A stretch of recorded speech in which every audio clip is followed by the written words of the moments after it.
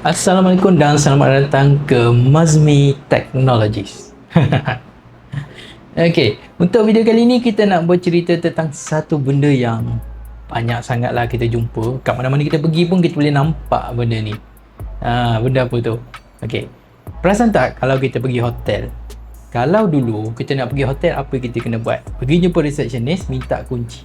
Sekarang ni dah tak perlu dah. Pergi jumpa resepsionis, minta kad. Ada setengah tempat tu tak payah minta kad.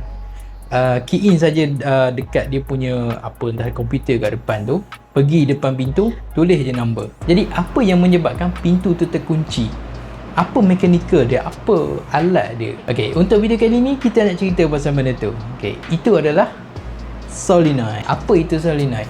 Okey, solenoid ni dia sama juga macam kalau dekat zaman sekolah tu kan, kita ada buat satu eksperimen yang mana ada satu paku yang kita lilitkan dengan wire.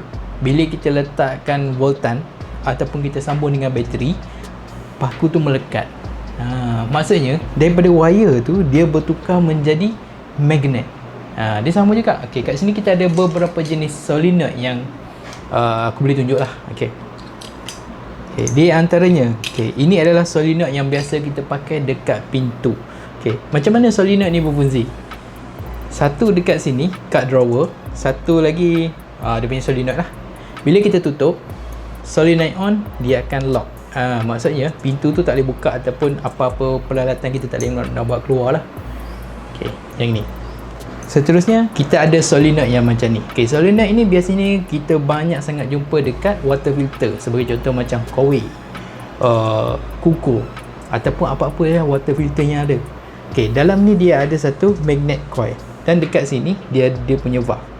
Bila kita aktifkan power, apa yang berlaku adalah dia akan ubah laluan air daripada sini akan masuk ke sini. Okey, seterusnya kita ada yang ni. Yang ni memang sangat common lah. Biasanya kita pakai dekat pintu masuk rumah. Okey, kalau korang boleh nampak.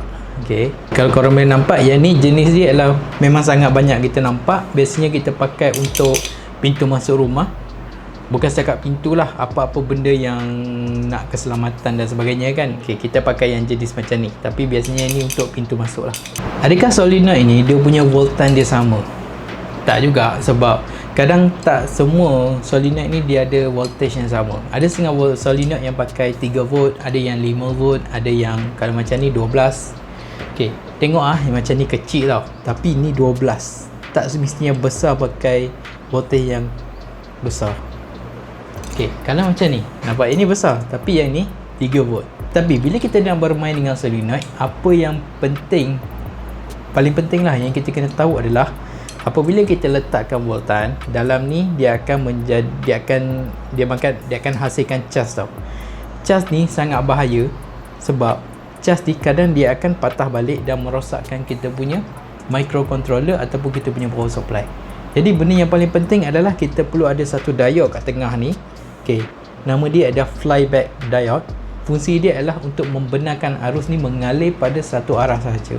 Jadi apabila berlakunya kebocoran arus dan sebagainya, arus tu dia takkan masuk balik dekat kawasan yang dia keluar tadi. Jadi kita punya microcontroller ni selamatlah.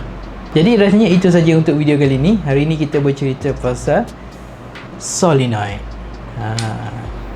Okey, itu saja. Sekian, terima kasih.